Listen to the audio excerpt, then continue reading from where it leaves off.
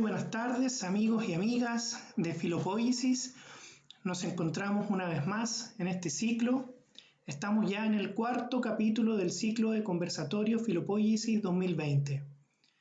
El día de hoy no es un día cualquiera, ¿cierto?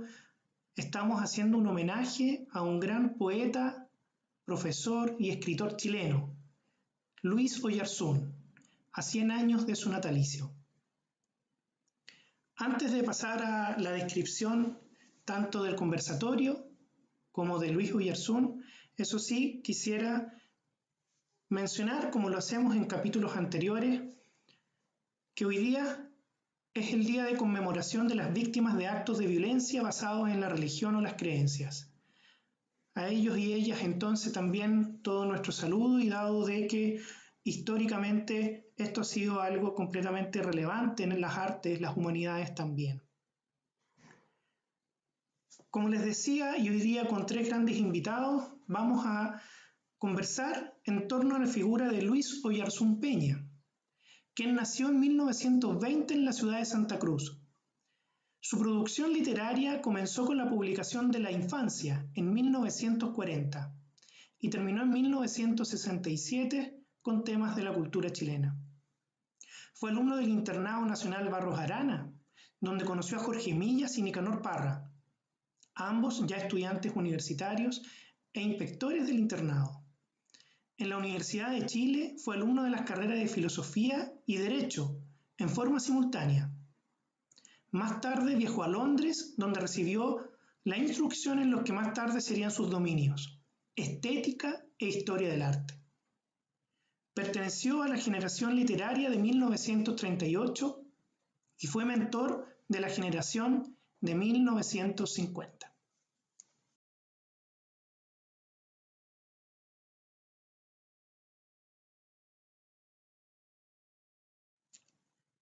Bien, ahí tenían, como les decía, el afiche del concurso literario La belleza en su lugar, donde dejamos a todos y a todas invitadas para que puedan presentar sus ensayos. Más información en las distintas páginas que ahí aparecen en el afiche. Ahora ya sin más, y estando ya a la espera ustedes, me imagino, de escuchar a nuestras invitadas e invitados, vamos a presentar el panel que nos acompaña el día de hoy. Olga Grau, Francisco Martín y Alex Ibarra. Si quieren, pueden activar su micrófono para hacer el primer saludo, ¿cierto? Olga Grau, quien es filósofa y educadora feminista. Hola, muchas gracias, Alex, por la invitación, y también la de Juan Enríquez de Filopoiesis. Y agradecer también a la gente que nos pueda estar escuchando y que a lo mejor vamos a oír en algún momento. Gracias, Olga. Francisco Martín, doctor en filosofía y en filología. ¿Cómo estás, Francisco? Cuéntanos, ¿desde dónde estás tú? Hola, buenas tardes, buenas noches. Yo estoy en Italia y aquí ya son... ya se metió el sol hace rato. O sea que... Vamos a ver. Un saludo a todos. Muchas gracias entonces por tu tiempo. Y Alex Ibarra, ¿cierto?, quien es integrante del colectivo Filopoiesis, doctor en estudios americanos, y ya nos ha acompañado en capítulos anteriores. ¿Cómo estás, Alex? Hola, Juan. Buenas tardes a todos. Y bueno, un agradecimiento especial a ti, a Olga y Francisco, que están haciendo posible esta cesárea actividad de homenaje a Luis Oyarzún.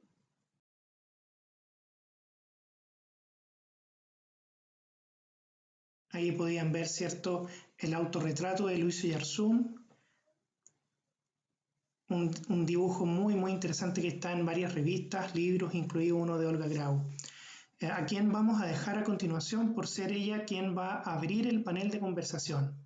Como les decía, Olga Grau es filósofa y educadora feminista, es profesora de Estado en Filosofía y doctora en Literatura por la Universidad de Chile, diplomada en Filosofía para Niños, profesora titular del Departamento de Filosofía y del Centro de Estudios de Género y Cultura, en América Latina, todo esto en la Universidad de Chile. Ha editado y escrito libros, ensayos y conferencias sobre temas de género, sexualidad, filosofía, infancia, educación y literatura. Olga, bienvenida entonces. Te escuchamos a ti en primer lugar. Muchas gracias nuevamente, Juan, ¿no? Un gusto también de tener acá a Francisco desde tan lejos pero tan cerca, como son las cosas actualmente, ¿no? Y quisiera felicitar a Filopóiesis por esta iniciativa, ¿no?, de conmemorar el nacimiento de Luis Oyarzún Peña, filósofo de lo cotidiano, podríamos decir, poeta, diarista, ensayista, que cultivó esta forma, ¿cierto?, del pensar desde una notable sensibilidad literaria y poética. Él nace el 14 de noviembre de 1920, de modo que este año este es un momento a lo mejor de inicio, ¿no?, de distintas celebraciones que van a poder darse durante estos meses, y ya tenemos algo acompañante en este momento contemporanísimo, digamos, que es la revista Mapocho, donde hay un dossier cuyo curador fue Carlos Osandón, y que se refiere justamente a aspectos de la obra de Luis Oyarzún.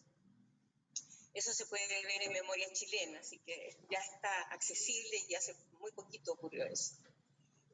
Siempre me ha llamado la atención de que parecieran que son más significativos los decenios, centenarios, ¿cierto?, como jalones en el tiempo. Y obviamente este año 2020 va a ser también un hito, ¿no?, en esta pandemia mundial que estamos viviendo muy duramente, ¿cierto? Y yo me preguntaba, ¿qué puede decirnos Luis Oyarzún en este momento, ¿no? Y quise pensar una cierta evocación referida a su relación con Gabriela Mistral, porque creo que allí veo un cierto reflejo que mientras Oyarzún, ¿cierto?, se refiere a la obra de Gabriela Mistral y de su personalidad, también hay una especie de retorno a sí mismo, ¿no?, porque ella fue su madre, digamos, su inspiradora, una madre poética, podríamos decir, y una genealogía en su manera de ver y escribir. Pero antes de desarrollar, ¿cierto?, central conversatorio en esa relación con Mistral, me gustaría hacer una especie de semblanza que está dicha por él mismo, ¿no?, cuando tenía 38 años, donde se capta en un modo de sentir y sentirse que tendrá expresiones similares a través del tiempo de su escritura. Y es curioso porque teniendo 38 años es como un escrito de fin de vida, ¿no? Cuando uno mira hacia atrás y hay poco tiempo por delante. Pero es un modo de sentir que no depende de la edad, ¿no?, sino que más bien expresa la intensidad con la que se vive, que también en cierto modo es un saber de la finitud. Entonces voy a leer esa especie de autorretrato, ¿no? Lo escribe el 22 de marzo de 1958 en el Quisco. Debo ser fiel a lo fundamental y eterno, a lo que no cambia a pesar del progreso, a pesar de la ruina. Amé la tierra y finalmente la tierra me llevó. Hubiera preferido el aire, el agua, el fuego, pero yo era sin duda de tierra, y aún mi corazón lo atravesaban raíces. No volé sino con miedo, nadé a tientas y el fuego me hacía huir. Solo la tierra era amigo mío, mi lamento. Busqué amigos de tierra, amigos de cordillera, amigos de roca, amigos de musgo. Un solo terrón puesto en un macetero en mi ventana podía curarme de soledades. Nunca lo tuve. Hice o quise hacer tantas cosas, nunca las que me eran indispensables. Me gustó explorar excesivamente en mí mismo y representarme con gustos innumerables. Ninguno era el mío. Otros hombres consiguieron su pequeña porción en el festín de los talentos. Yo tuve tantas que ninguna hice mía. Miré, admiré, poseí sin poseer. Busqué la paz, provoqué la discordia. Anduve por el mundo, pero nunca tan reconcentrado ni tan suelto como para ser yo mismo, en medio del desbarajuste de tantos que esperaban, tal vez, lo que jamás les di. Ningún mérito particular tiene haber amado la vida. No he conocido otra cosa. Bueno será trabajarse espiritualmente a base de la más pura desesperanza. No hay otra vida, no hay Dios, no hay justicia ni caridad eterna. Bueno será partir en la última hora de lo que se sabe, de lo que no se sabe. Un pianista tan desconocido como los escultores góticos toca música de jazz, escribo y bebo un vaso de vino. Se durmió el mar. Perdóname, Señor, si me duermo en esta noche sin antes conversar contigo. ¿Qué podría decirte? Claudio dice que soy un Mozart, y en cierto sentido es cierto, porque soy un improvisador. Solo soy capaz o he sido de creaciones repentinas, páginas de diario, clases, sonetos de café. Si me responden, si me exigen, si creen en mí y me estimulan, saco del fondo del mar lo inverosímil.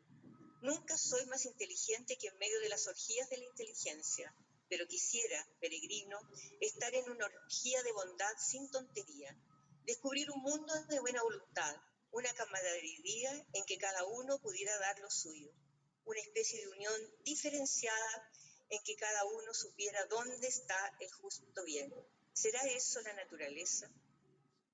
Encontré que era muy potente este texto, ¿no? Como autorretrato. Y no voy a entrar en este momento en todo lo que aquí se pueda desprender, ¿no? Y todo lo que aquí se juega. Pero voy a retener esa pregunta. ¿Será eso la naturaleza? Y que está justamente más en referencia no a árboles, piedra o agua, ¿no? Sino que a ese deseo tan potente en Oyarzún, que era el de la unidad, la unión diferenciada, como él dice, ¿no? Va a ser un tópico recurrente la naturaleza en Oyarzún, ¿cierto? Donde habita la trascendencia y donde justamente encuentra ciertas relaciones como estrechas con la misma Gabriela. Él quiere de alguna manera encontrar allí la experiencia estética y donde las fuerzas pánicas y sublimes se tocan, lo pequeño se muestra en su grandeza. Dicen en una parte del diario Oyarzún, cuando se le posa una mariposa en la mano, ¿no? Y le hace sentir que él mismo, en ese toque, digamos, se vuelve naturaleza. Y bueno, como decía, decidí participar en este conversatorio eligiendo pensar la relación Oyarzún-Mistral, ¿no? Por la fuerza que podemos encontrar en estos decires poéticos en un tiempo de nuevos modos de sentir, de ver, de imaginar y pensar en que estamos, ¿cierto? De necesidad de creación de palabras, de otros nombres, pero también recuperar otros nombres como ha sido el concepto de pueblo, ¿cierto? Después del estallido, u otros términos, ¿cierto? Que puedan cobrar nuevos bríos en momentos de inquietud, preocupación, tristeza, temores como los que hoy vivimos, ¿no? Hace un par de días, una poeta, Elvira Hernández, le preguntaba a otra poeta, la Soledad Fariña, si era un tiempo este de hablar o de callar. Y bueno, yo pienso que en este baldío en que a veces nos sentimos, ¿cierto? En este momento de pandemia, podríamos acercarnos a este decir poético de una forma de mirar el mundo, pero sin idealismos ni humanismos ingenuos, que son justamente los modos de mirar de Luis Oyarzún y de Gabriela Mistral, ¿no? En una cierta, diría yo, acidez dulce o golpe hiriente y tierno de palabras. Ambos eran, por lo demás, sabedores de oxímoros, ¿no? Y de entremedios. Ambos también vivieron en una especie de no lugar, en un espíritu ambulatorio. Mistral en el exilio voluntario y Oyarzún en su persistente nomadismo y en un lugar difuso en la filosofía. Desde el espacio filosófico más tradicional, ¿cierto? Luis Oyarzún ha sido considerado más bien como un literato, y los estudios más sistemáticos de su obra han pertenecido por mucho tiempo más bien al ámbito de la crítica literaria que al de la filosofía. El diario de Luis Oyarzún por ejemplo, en su edición crítica fue realizada por el crítico Leonidas Morales, ¿no? Que lo hizo de una manera muy acuciosa y con comentarios muy interesantes. Y encontramos con mayor presencia alusiones a la obra de Oyarzún y a su pensamiento por parte de escritores y críticos literarios, ¿cierto?, que también se han preocupado de editar textos inéditos o de hacer compilaciones, ¿no?, de algún tipo, de algún carácter, ¿no? Entonces, yo me voy a detener un momento en este aspecto, en esa no pertenencia a un lugar determinado que da cuenta la figura libertaria de Oyarzún respecto de cánones y géneros restringidos. Tratándose de Oyarzún, su adscripción a un campo de saber, producción intelectual o géneros discursivos es problemática, dado su carácter diverso, ¿cierto?, de la obra en todos sus entrecruces. Luis Oyarzún traza una zona indecidible con su escritura, renuente a la clasificación obvia, haciendo suyas en ese no lugar algunas de las reflexiones de Henri Bergson respecto del rechazo de etiquetas. Muchas veces incluso confesó dudar si su condición era la de un poeta o la de un pintor. Es decir, no solo sentía su fuera de género con relación a la delimitación de las formas de escritura, sino también al de las formas de la sensibilidad de la creación estética. El predominio de la visión, el ver como modo apasionado de ser, lo hace sentirse como pintor que recoge de modo impresionista atmósferas, detalles, escenas humanas y las cosas en sus distintas materialidades, ¿no? Para Oyarzún, el acto de ver es un acto milagroso, dice, entre todos los actos humanos, el más próximo a lo sobrenatural. En el diario íntimo lo afirma. Entonces, la poesía aparece en Oyarzún como una práctica de la mirada, ¿no?, que está siempre presente en su escritura en todos los géneros de los que hemos estado hablando. Y dice en el diario íntimo: ayer le decía a Salvador Reyes que me interesaba actualmente la poesía como un ejercicio de la visión. Le pido que me enseñe a ver y quisiera que fuese como la pintura de los flamencos. Nada me parece desdeñable. Cualquier objeto visto plenamente o cerca de su verdadero ser trae consigo la revelación total. Si pudiera ver a ese pájaro que ha pasado volando en este instante sobre el cielo, un ave de presa que se balanceaba voluptuosamente en medio del viento, sabría lo que le escribo con su vuelo, sabría qué es lo que Dios lee. Entonces, su fuerza reflexiva y su escritura se dan en géneros asistemáticos, y si la filosofía como disciplina ha privilegiado el sistema filosófico, su pensamiento en correspondencia con eso no ha sido recogido en plenitud desde nuestro propio campo, ¿no? De todas maneras, ¿cierto?, hemos tenido trabajos importantes sobre Luis Oyarzún, como el de Jorge Millas, ¿cierto?, Cecilia Sánchez, Juan Omar Cofré, Patricia Bonsi, recientemente Alex Ibarra con Francisca, Marcelo Alvarado también, ¿cierto? Autores y autores que han abordado determinados aspectos de la obra de Luis Oyarzún. Para no ir dilatando mucho todas esas referencias que después las podemos ver sobre ellas, ¿cierto? Vuelvo ahora a mi intención de señalar la relación Oyarzún-Mistral, a partir de las cartas, el diario y los ensayos que escribiera Oyarzún y que tenían, en el caso de las cartas, Mistral como destinataria, o en el caso del diario y ensayos, referencias a su obra y condición personal.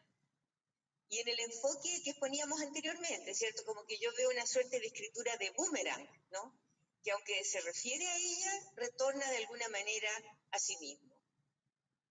Y cronológicamente encontramos en las cartas las primeras referencias a Gabriela, afirmación que también se hace en un terreno incierto porque, como se han perdido tantas páginas del diario, bien podría ser que hubiera habido algunas antes de las publicadas, ¿cierto?, en las que se hiciera referencia a la Mistral. Entonces, tanto cartas, ¿cierto?, diarios y ensayos remiten a una experiencia de escritura del yo. ahí está presente una relación con el mismo, ¿no? Y con el mundo de los otros y de las cosas. Géneros reflexivos, podríamos decir, en ese retorno a la subjetividad, que articula lenguaje desde un sentir y pensar afectados por el mundo y por el sí mismo. Oyarzún transita, ¿cierto?, en todos esos modos de escritura, pero en cercanía con la oralidad. Uno puede escuchar a Oyarzún, ¿cierto?, cuando lo lee, sin dificultad. Y una oralidad de la que estaba dotado extraordinariamente, ¿no? Y que es recordado todavía, ¿cierto?, por la fuerza de su palabra, ¿no?, donde era un cautivador. Entonces, voy a partir con lo de las cartas, las que dirigió a Gabriela y que comienzan a escribirse cuando era un estudiante todavía, que transitaba en los estudios de Derecho a la filosofía, estudios de Derecho que finalmente los dejó porque los definía como secos y duros, ¿no? Y es un estudiante que se inició en la escritura con una novela a los 18 años que escribió, La infancia, que nombraste tú al comienzo, ¿cierto? Y que se publicó a sus 20 años.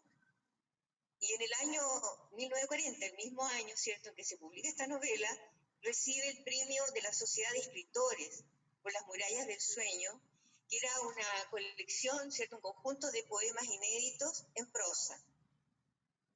Entonces, bien podría él ya con eso sentirse un tanto escritor, y desde allí empezó su relación epistolar, ¿no?, con Gabriela Mistral. Y Gabriela le dice en una carta que desgraciadamente está sin fecha, ¿no?, como para poder tener mayores precisiones. Le dice: el aroma de su infancia me acompaña hasta ahora. Pocos libros se me quedan, pero hay más que el quedarse. Este me ha nutrido devolviéndome los fosfatos que nos hacen los huesos a esa edad. Ya ve usted, no se abandone y tampoco vaya demasiado lejos en la exigencia de sí mismo. Hay ahí a veces una tentación del maligno. De las cartas que dispongo en este tiempo de encierro, porque si hubiera podido ir a la biblioteca y al archivo de la biblioteca podría haber tenido algunas más a lo mejor, ¿no? Yo tengo ahora 11 que conseguí por internet y 3 son del año 42, ¿no? En algunas de ellas se reprocha el no escribir más sistemáticamente a Gabriela, ¿cierto? Y esta carta del 42 empieza con la expresión mi querida Gabriela Mistral, lo que hace presumir, ¿cierto?, cartas anteriores, por esa manera afectuosa de dirigirse a ella y también por el contenido. Y ahí dice que tiene una gran admiración, confiesa su admiración, y dice por la sapientísima sencillez de los versos de Tala, que le parecen, dice, semejantes al lenguaje de los dioses, preciso y profundo, sin una sílaba de más, y con la penetración certera de las esencias del mundo. Verdaderamente hay en ellos no sé qué arte de magia hermético que aleja a los que buscan en la poesía cantinelas halagadoras al oído. Los poemas de materias me fascinan. Creo que en ellos el espíritu poético se ha quedado al fin en estado de pureza, en una desnudez sagrada, sin retórica ninguna. Y lo mismo encuentro en casi todos los demás en su última época. Pienso que en América no hay nada comparable a esta poesía de piedra. Y me parece que basta con que le diga que los he leído 1000 veces sin que nunca decayeran mi interés y mi admiración. Y es cierto eso, porque Oyarzún está impregnado de la escritura de Mistral. Y en el diario muchas veces aparecen expresiones, ¿no?, que ni siquiera las declara en su pertenencia, en su autoría, ¿no? Las pone entre comillas y están presentes a través del diario. En una carta a Mistral del 42 también le expresa agradecimiento por las cartas que ella le envía, ¿no? Y valora de manera particular el estilo, dice, vital y poético de Mistral. Le hacen bien las cartas que le escribe, ¿no? Y la prosa de sus ensayos y crónicas le entusiasman con la misma intensidad que los versos. Y afirma, que en ella existe algo nuevo, absolutamente nuevo, que usted ha introducido en el idioma. Tiene una sequedad tan enjundiosa y tan llena de esencias y de vida y tal calidad de hallazgo en la expresión que me parece obra de magia. No conozco entre los contemporáneos donosura mayor y más extraña. No creo que se puedan decir las cosas con tan natural originalidad y tan encantadora precisión.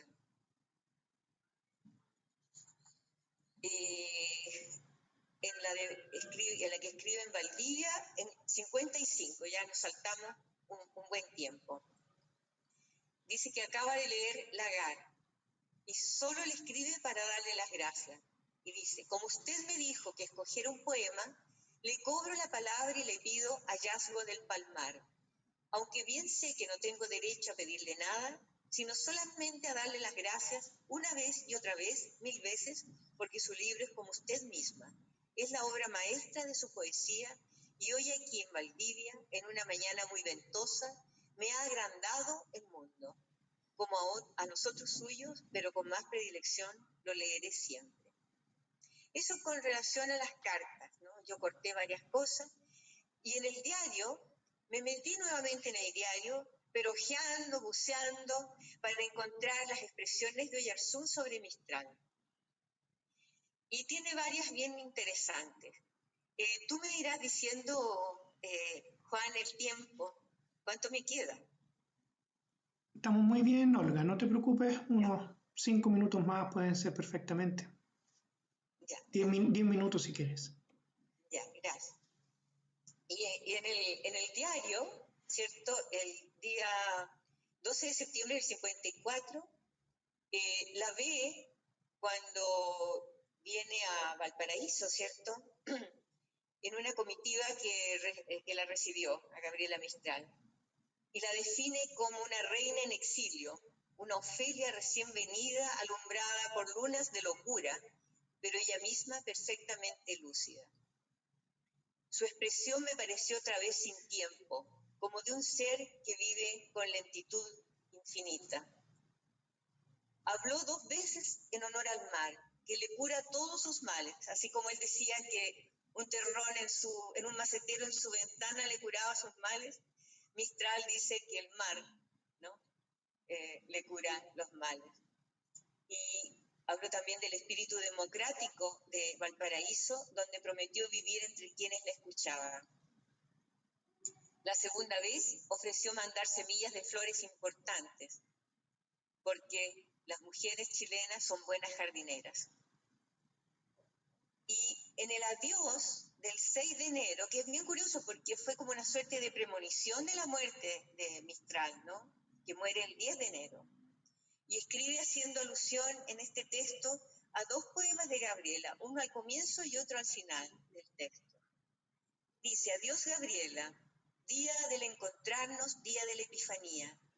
La poetisa de los sonetos de la muerte presintió con esa claridad oscura de la profecía poética la virtud de su epifanía. También nos trajo ella oro, incienso y mirra. Recibió ella el oro con humildad, olió como ausente el incienso y la ungimos ahora en este nuevo día suyo, en este último día con la mirra que ella conoció también, desde tan joven como la ceniza precoz de la muerte. Y al final del poema dice que ya en Petrópolis la había visto cansada, ¿no? Pero dice, su fatiga parecía incurable, aunque no fuera precisamente fatiga de la vida, ni escepticismo, ni amargura. Más bien era una mezcla de ternura y desconsuelo, amor y tristeza, como si hubiera ella sentido desde muy adentro de sí que amándolo todo, nada podría ya jamás pertenecerle, ni siquiera la ilusión de que algo nos pertenece. Se nos va todo, se nos va todo.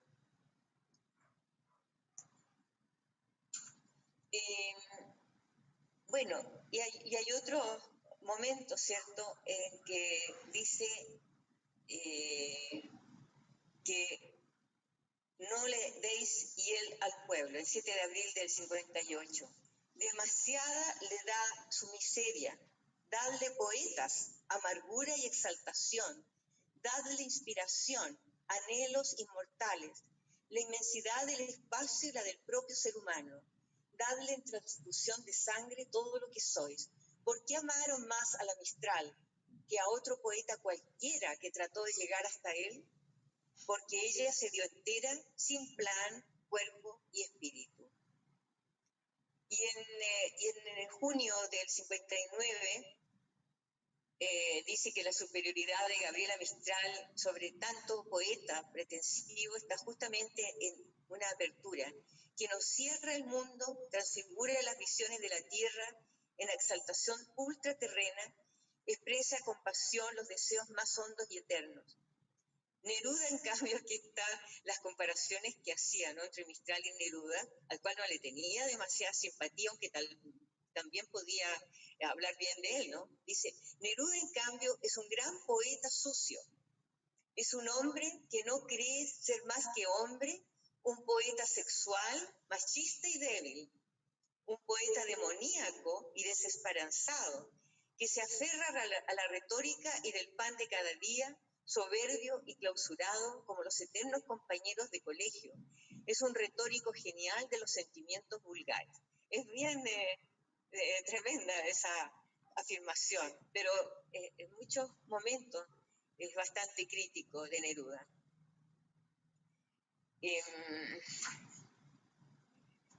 Luego hace unas especies de comparaciones con personas, ¿no?, como doña Victoria Rapaango, de 66 años, ¿no?, en que le recuerda a la Gabriela Mistral por la mirada ausente y un acento de tierra cálida. También hace alusión a otra mujer que la conoció personalmente, a la Gabriela, por una distinción tranquila, dice, como ella, lenta, como de persona bien instalada en su sitio, ¿sí?, y que Oyarzún admiraba en Mistral. Y otra mujer dice, Elena me parecía a ratos, por lo tajante, auténtico y falso de sus opiniones, una versión joven de Gabriela Mistral. También le echa sus dardos, ¿no? Porque dice que Gabriela ama y excluye, ¿no?, que profetizaba como una bruja desde el fondo de sí, etcétera, ¿no? Bueno, con todos estos fragmentos que yo he leído, porque me interesó tener como la peculiaridad del habla, ¿no?, de Oyarzún en esta presentación. Con todos estos fragmentos se podían organizar algunos de los planteos, ¿no?, que hace Oyarzún en sus ensayos sobre Gabriela Mistral. Pero lo quise dejar en esa entonación particular que tienen intimista, en imágenes, sentires, con que Oyarzún tiene a Gabriela en mente. Y quizás un poco fiel, ¿no?, a no entrar en estas aguas de intelección que muchas veces seca lo que contiene la poesía, ¿cierto?, o el decir poético del mismo Oyarzún. Se sentía distante Oyarzún de los filósofos que conservaban siempre la compostura intelectual, ¿no?, y les imaginaba transformados bebiendo vino. Muchas veces decía, beban un Carmen Margot, qué sé yo, no hasta daba una marca. O también que se sacaran el traje de baño, decía, para que sintieran la brisa del mar, ¿no? Y sabemos que Oyarzún se embriagaba y también gozaba solitariamente frente al mar. Y tengo un poema que escribió el año 76 y que publicamos en la revista Teoría. Era un poema inédito con los que contaba Willy Tiger, porque Hortensia Peña le había pasado como 20 poemas, ¿cierto?, cuando murió Oyarzún. Y uno de estos poemas, que es como para cerrar un poco el autorretrato con el que partía, y también se nos da como autorretrato el siguiente. Dice, sin vacilar, bebió varias botellas, sabedor que el hígado es su falla. Lo hizo sin más, pasando de la raya. Bajo la fría luz de las estrellas, se sabe que prefiere causas bellas, a buenas causas de cualquier laya, y como en eso al fin su amor se halla. Se perdona a sí mismo, sin querellas. Es hora de que vuelva a los jardines, con bucólico gesto de becerro. Su mal, quién sabe, viene de su encierro, y su bien de que está contra los delfines. Partirá al otro mundo en volantines y sentirá nostalgia de los perros.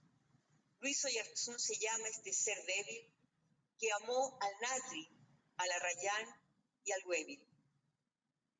Sabemos que el Natri es amargo, ¿cierto? Se dice que alguien es más amargo que el Natri. Y se menciona la hediondez del Huévil.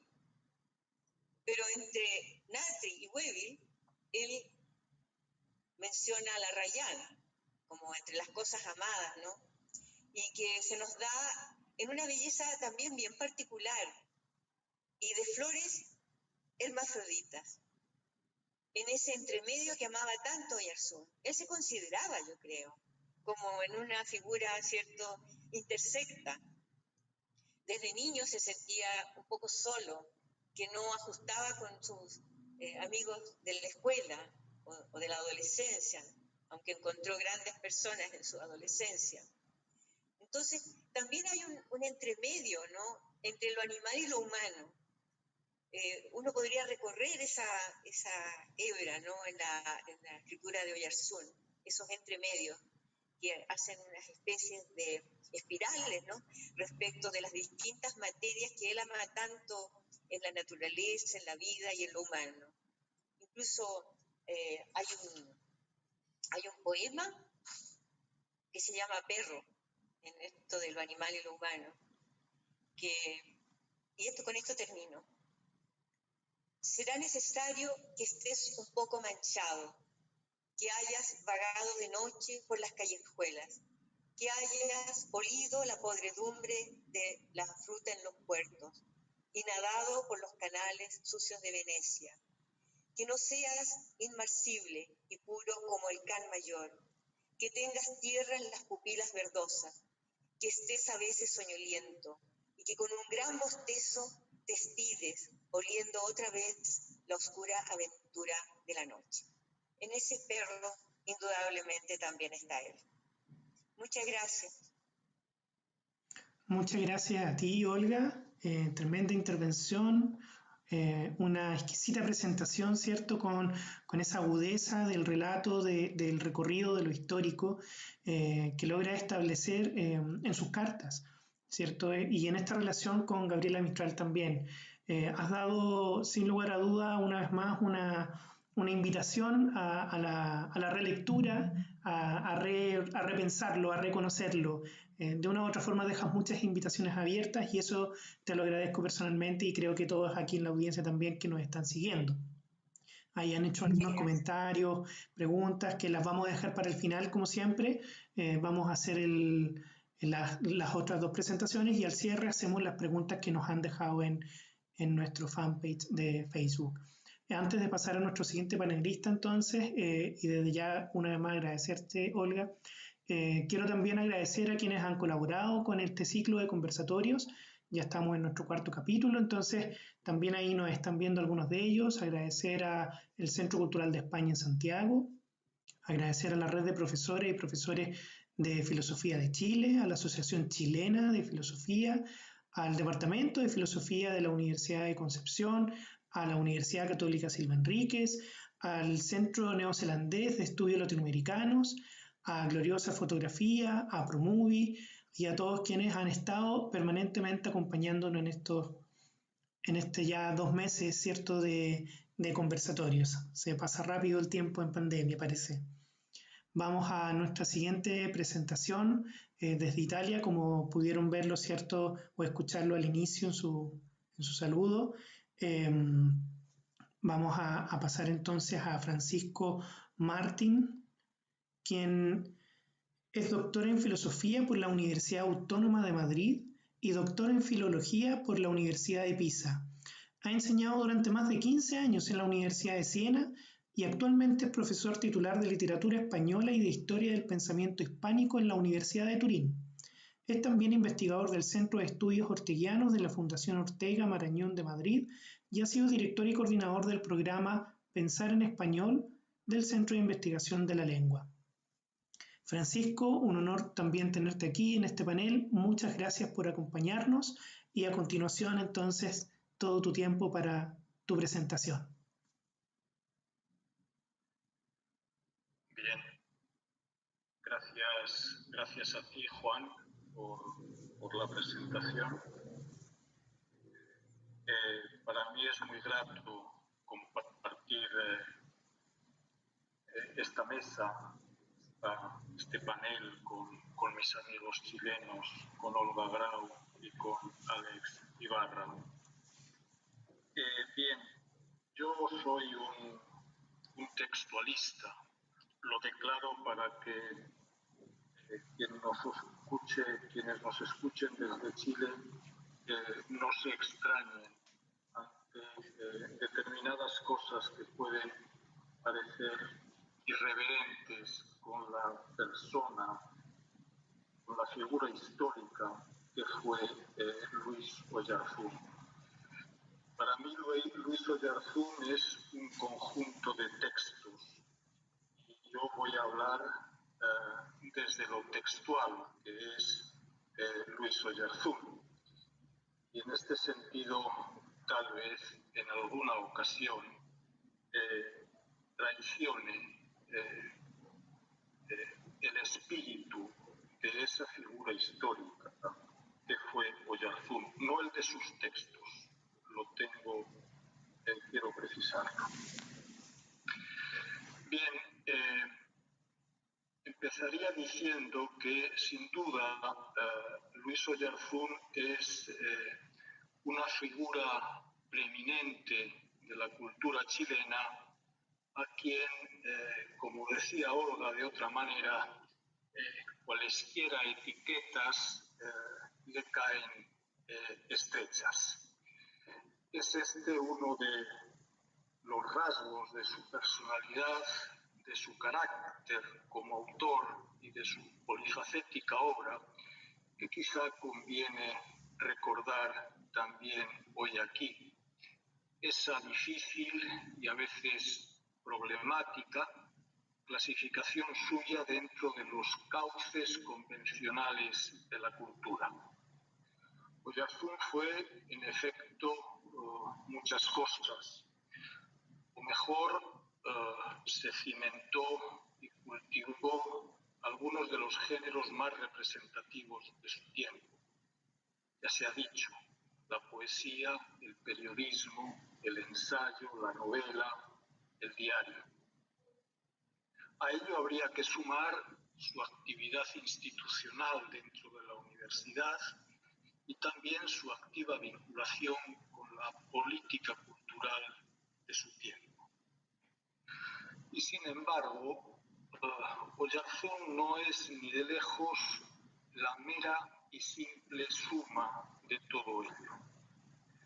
Es algo más, algo que se nos escapa del resultado de esa suma, algo que queda como desdibujado y en sombra, visto desde los criterios al uso de la crítica contemporánea. Incluso creo que la categoría de intelectual, que es quizá la que, visto desde lejos, más y mejor se le aproxima, tampoco le calza bien y le queda un poco estrecha a veces y demasiado grande otras. Pues bien, creo que esa complejidad y esa dificultad para capturar y para definir a Oyarzún, su personalidad creadora, procede sin duda de su diario, de ese diario íntimo que desde su publicación no ha hecho sino acrecentar su importancia y su reconocimiento entre el público y entre la crítica. Sin el diario, Oyarzún sería sin duda algo bien definido, o definido sin demasiados problemas dentro del esquema clasificatorio de nuestro tiempo. Este hecho o este problema relativo a su personalidad creadora es sobre lo que quisiera reflexionar aquí con todos ustedes. Es decir, sobre el papel y el rol del diario en el conjunto de su obra. Un diario es algo muy complejo dentro de un corpus y en general suele ser leído e interpretado como un texto de apoyo y de servicio a la interpretación de los otros textos del autor, algo que sirve no en sí, sino para entender mejor los otros textos de un autor cualquiera. La crítica en general opera de este modo. Se buscan en las páginas del diario de un autor cualquiera los elementos útiles a la comprensión o a la mejor comprensión del resto de su obra. Y se opera así desde un prejuicio que desconsidera el texto del diario y lo pone por debajo de los otros textos del autor. Es este un vicio filológico que privilegia eso que suele considerarse como más propio de la obra de un autor, en detrimento de algo que por vicio filológico y por prejuicio literario se considera de rango inferior y no propiamente pertinente al centro de la obra. Y cabe decir que en muchos autores pudiera ser entendida así la práctica y el ejercicio del diario. Pero en el caso de Oyarzún, de manera contundente, hay que decir que no es ese su caso. Hay en Oyarzún, y esta es la tesis que quiero defender aquí ante ustedes, una quiebra, una ruptura entre la obra y el diario, una voluntad creadora que opera en su diferencia, la diferencia entre la obra y el diario, y que hace imposible que el diario pueda ser simplemente asimilado a la obra. El diario no es, pues, parte de la obra, no es un libro o una publicación más, una más entre otras, una que sucede a unas y precede a otras. Y no es tampoco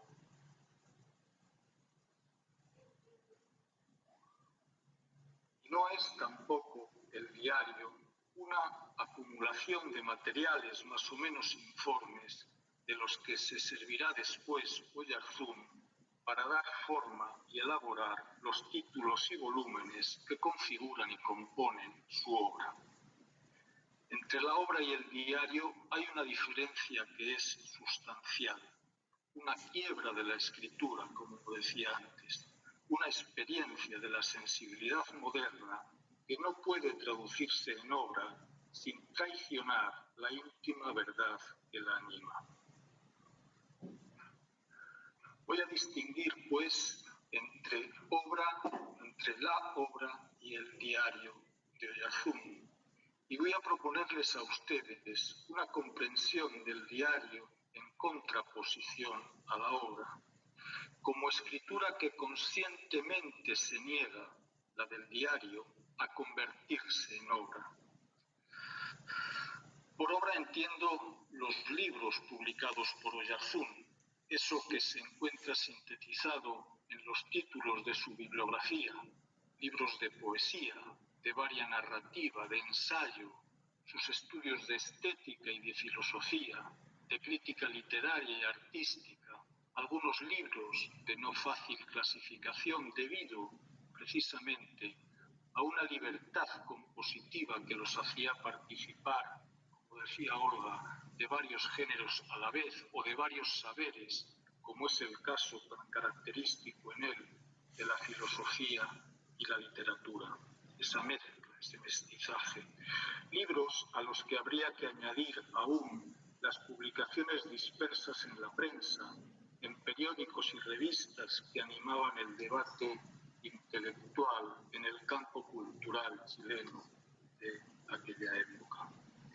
Y frente a todo ello, frente a esa obra que son los libros y los artículos discípulos dispersos, les propongo a ustedes este intento de comprender el diario, la escritura del diario, como distinta a la de la obra, aunque a veces nazcan ambas de una misma raíz. La obra como el resultado de lo que una personalidad creadora hizo en vida, y el diario como la vida puesta en obra por parte de esa misma personalidad creadora.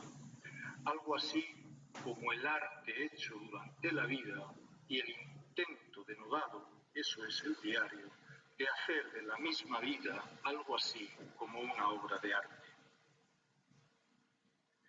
Es sabido que algunos títulos de Oyarzún, que algunos de sus libros se componen y cobran forma a partir de una selección de las páginas del diario.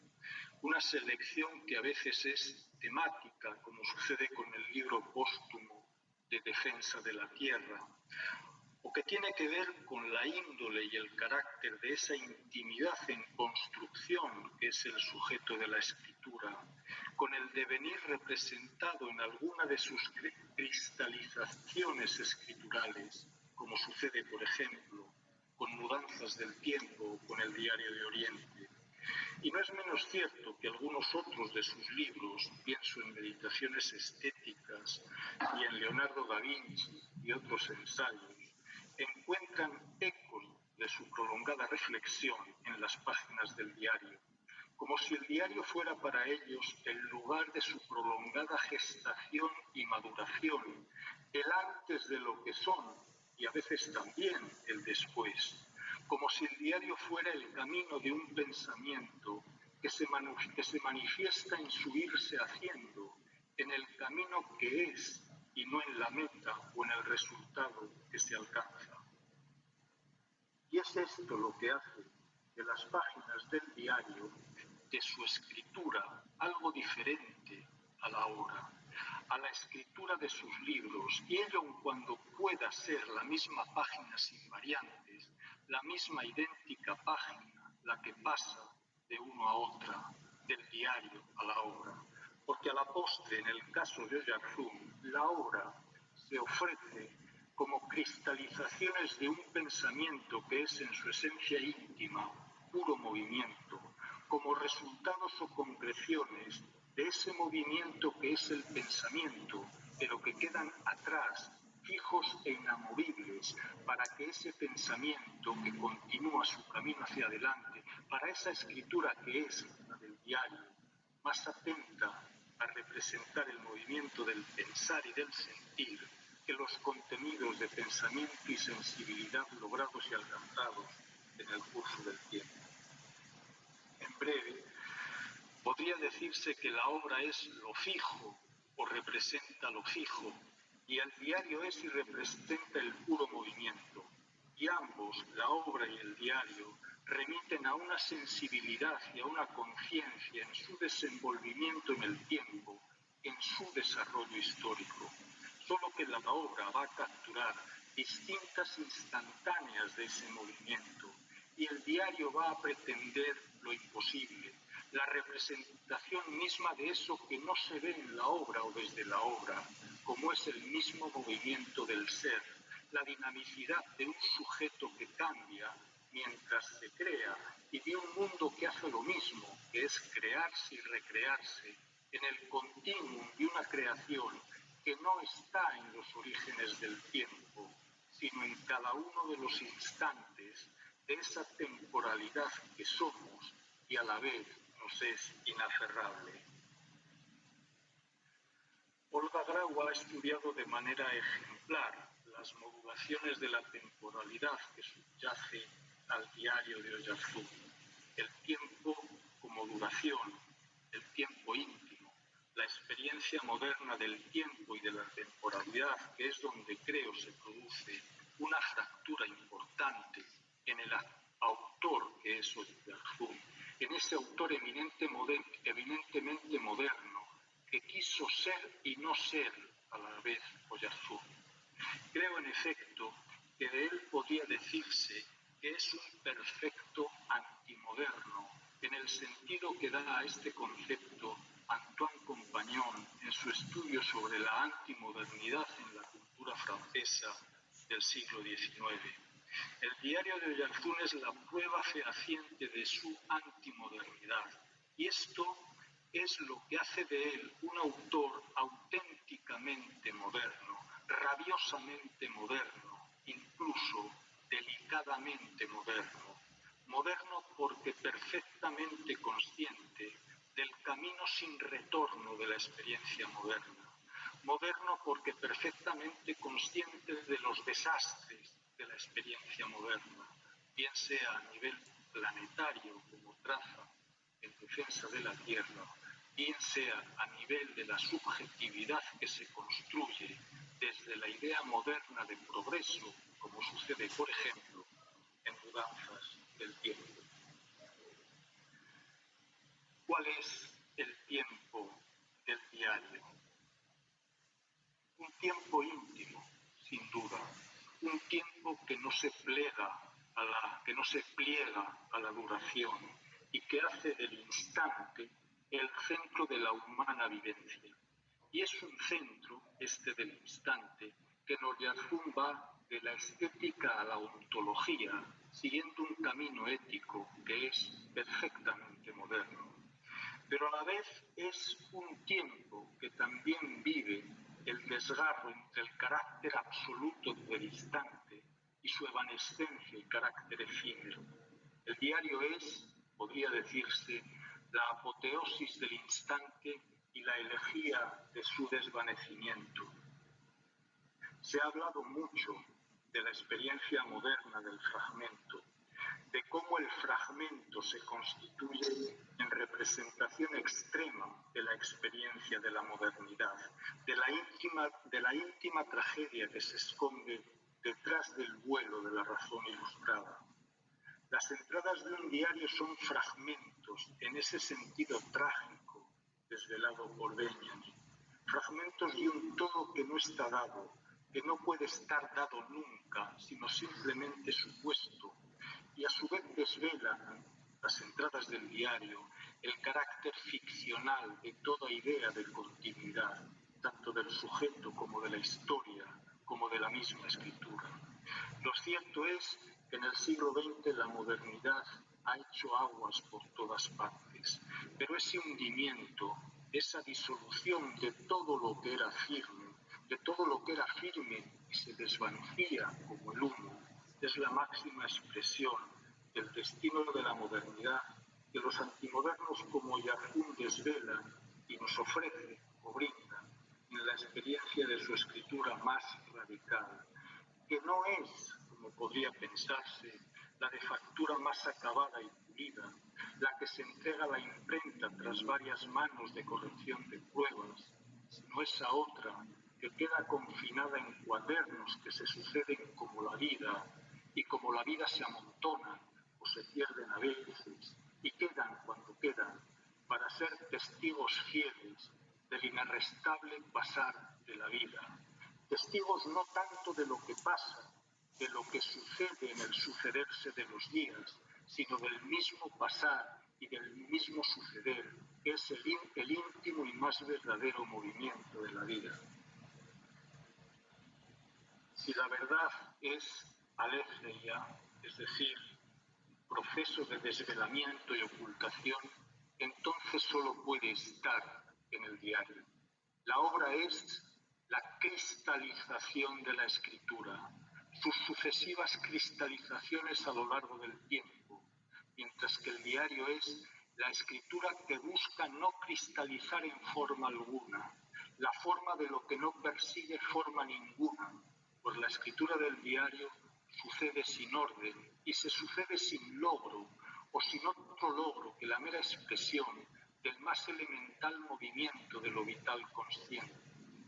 El diario de Oyarzún es esa conciencia en movimiento, en el doble movimiento de aprender el mundo y de aprenderse a sí misma, pero no como un todo definido, sino como lo informe del mundo y del sujeto que requiere una forma para poder ser aprendido. El diario no es la forma de nada, ni lo que da forma a algo, sino el lugar donde se busca la forma, el territorio de una experiencia que se hace radical en la escritura cotidiana.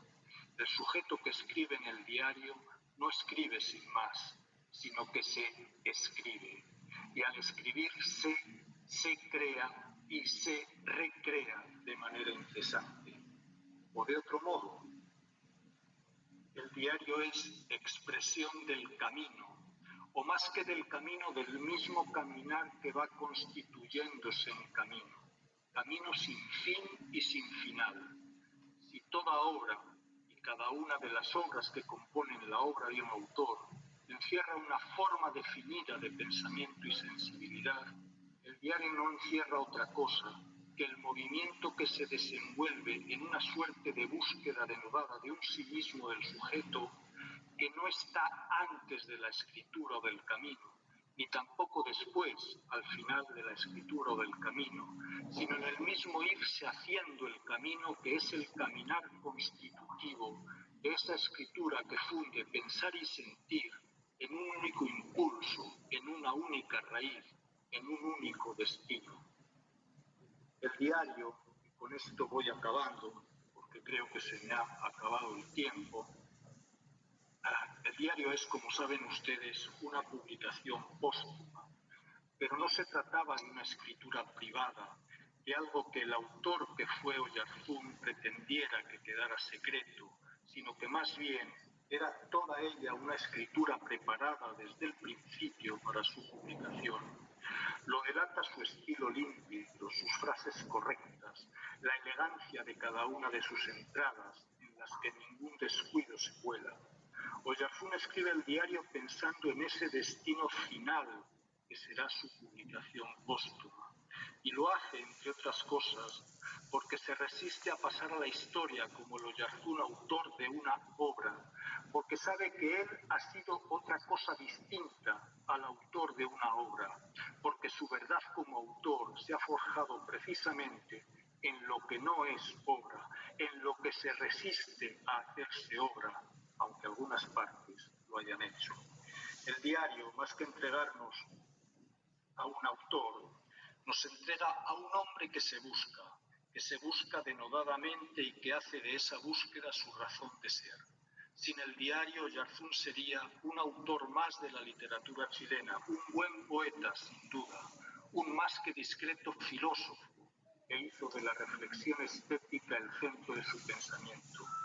Sería Oyarzún sin el diario un excelente ensayista, a quien habría que colocar en la primera línea del magnífico ensayo hispánico, al lado de Ortega o de Borges, o de cualesquiera otro nombre ilustre que a ustedes se les ocurra.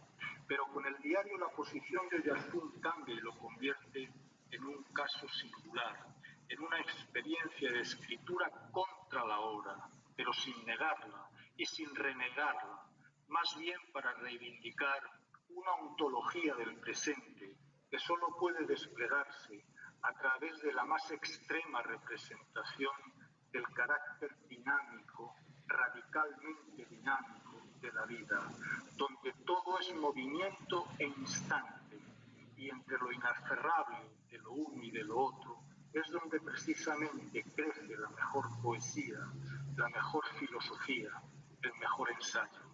Eso es el diario, la verdad de Oyarzún, esa verdad que solo puede entenderse como aletheia, porque es donde aparece inevitable a la escritura la quiebra del instante y del movimiento.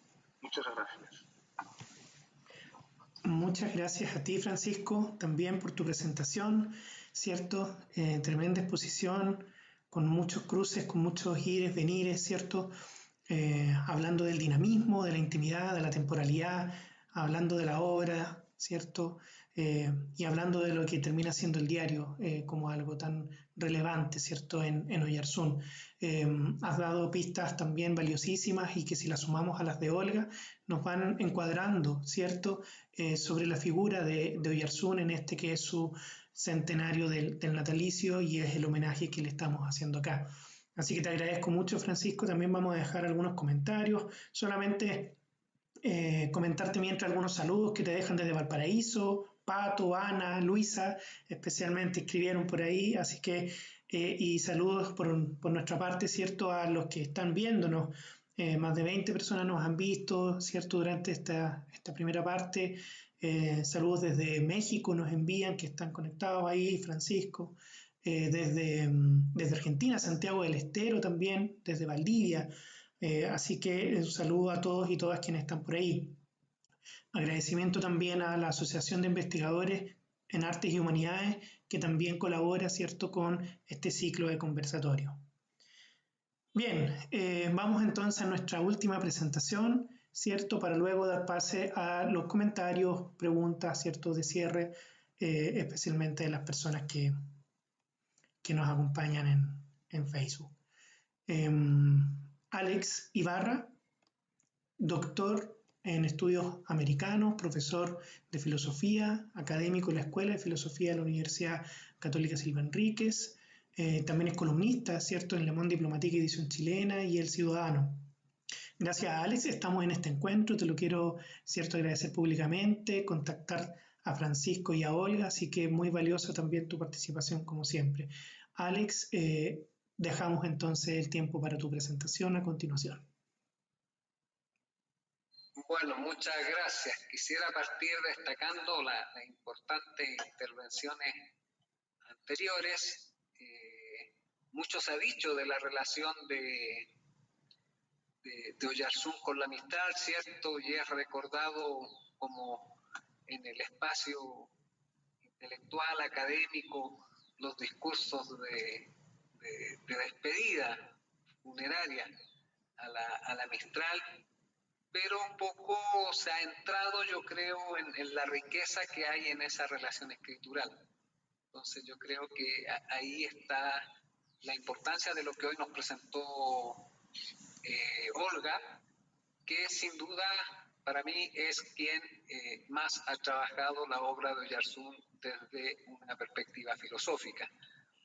Y por cierto, lo que nos presentó Francisco, un verdadero aporte, como ya nos viene acostumbrando en sus distintas investigaciones y aproximaciones que ha hecho a los filósofos chilenos. Francisco ya había estado trabajando antes la figura de Jorge Millas y nos ha entregado ahí algunas contribuciones valiosísimas.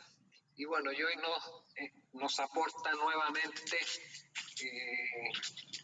con esta presentación que nos ha hecho principalmente sobre el diario de Oyarzún. Bueno, yo voy a presentar algo en torno a unas consideraciones en torno a defensa de la tierra. Voy a hacer una pequeña introducción y de ahí me voy a referir a la crítica espiritual que está haciendo Oyarzún a la sociedad chilena, y en segundo la crítica política que Oyarzún desarrolla en ese texto. En esta segunda parte de la crítica política tal vez sea un poco más controversial con alguna de las apreciaciones que voy a realizar. ¿Ya? Bien, parto con un epígrafe para destacar como esta visión ecológica que hay en Oyarzún, a la cual Olga se refería hace un rato. Cito a Oyarzún: el porvenir está en peligro de quedarse silencioso cuando los pájaros y los seres silvestres sucumban a los venenos que el hombre disemina en el ambiente. Cierra la cita. Señala Roberto Escobar que este escritor ocupa un sitio importante entre nuestros búhos, resaltando el valor poético de su escritura. Supongo que esta valoración, justificada pero insuficiente, se debe al tono subjetivo de su escritura o por no haber desarrollado tratados sistemáticos sobre cuestiones filosóficas. Quizá su único trabajo que siguió el registro academicista de la filosofía es el libro póstumo Meditaciones Estéticas. Sin embargo, es innegable el reconocimiento que se le ha otorgado como filósofo por la comunidad filosófica nacional. La obra de Luis Oyarzún, como se ha dicho, es diversa. Tenemos su producción poética, su diario íntimo, que para mi gusto contribuye a una filosofía de la cultura y del paisaje, su tesis sobre las tarrias y su libro Temas de la cultura chilena, que han sido considerados dentro de otros registros, por ejemplo, como valiosos para la teoría sociológica o valiosos también políticamente. En relación a lo político, en Oyarzún quiero señalar el reciente artículo de Marcelo Alvarado en el número de la revista Mapocho que nos refería Olga al inicio. Ahora presentaré algunos comentarios en torno a su libro póstumo Defensa de la Tierra, en el cual encontramos evidenciada la sensibilidad ecológica destacada por varias personas que le conocieron. Así lo ha recordado, y aquí cito a Olga, el texto de Olga, cuando recuerda algunas de las características más personales de Oyarzún, ¿no? Quienes le conocieron, dice Olga, testimonian su extraordinario conocimiento del nombre de las plantas, árboles, insectos y pájaros. Para los demás, poco comunes y para él de una gran familiaridad. Esto ha sido destacado, como les decía, en el texto que Francisco mencionaba de Olga. Además, encontramos en este texto un acercamiento, en el texto Defensa de la Tierra, a lo que podría ser una filosofía del paisaje en la concepción que nos presentó George Simmel en su libro Filosofía del Paisaje, y que también viene desarrollando el filósofo italiano Massimo Venturi. Planteamientos en los que se invita a una toma de conciencia, a una transformación de la visión que va más allá de la secularización moderna y que nos abre a una experiencia esencialmente más sensible o estética. Existe en estos autores un lamento en torno a la incomprensión de la naturaleza, a su conocimiento, a su falta de reconocimiento o integración.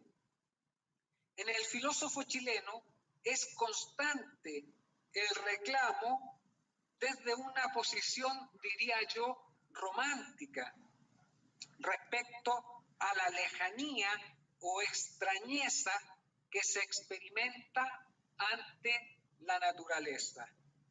Dice Oyarzún, no sé precisamente qué árboles son. Una de las cosas que me hacen sentirme extranjero es no conocer el nombre de los árboles y flores. Esa es una sentencia del diario.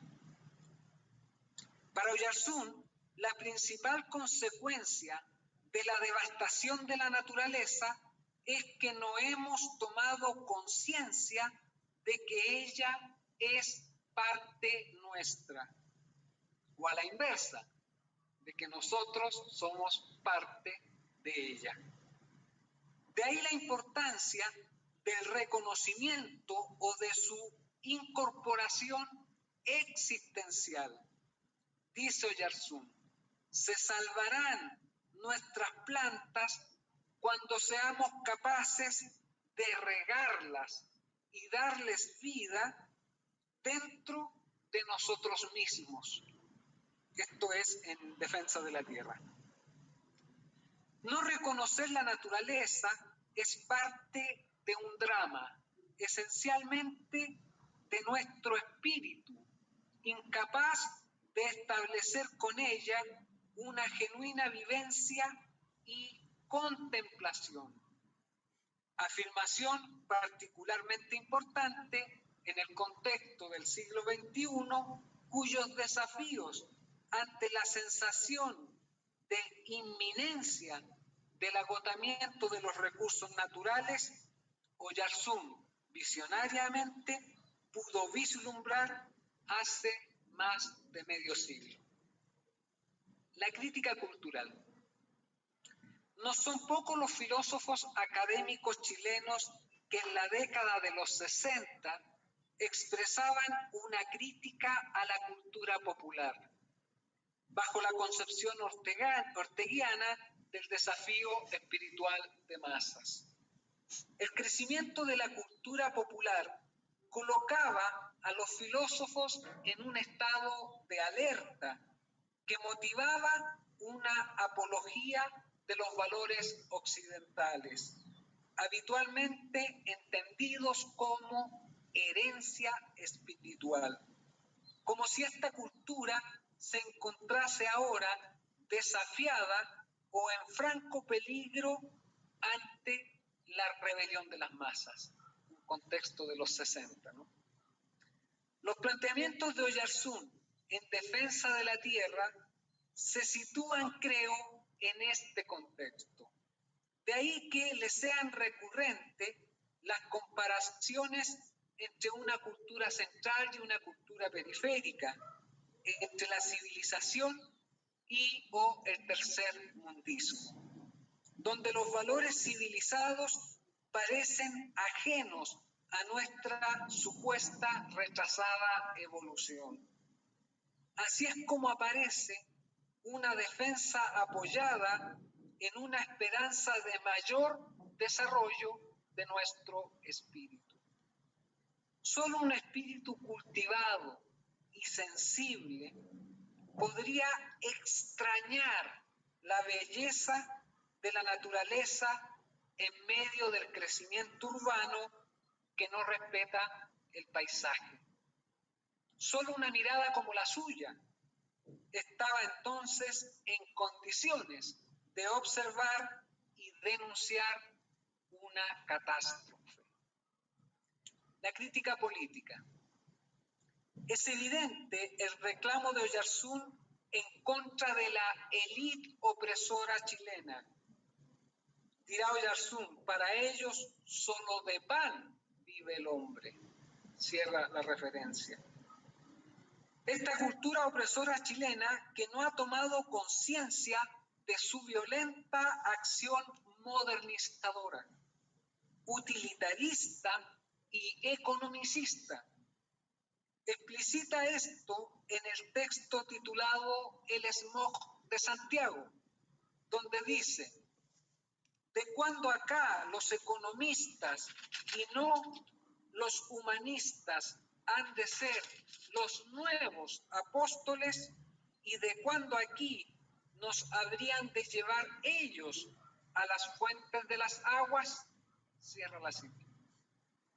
En su crítica incluye también a los supuestos protectores del espíritu, a la clase sacerdotal, haciendo ver la complicidad que este sector mantiene con la élite.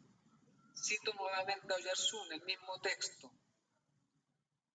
No imagino a San Francisco de Asís en jeep, conformándose con distribuir queso y leche en polvo. Cierra la cita.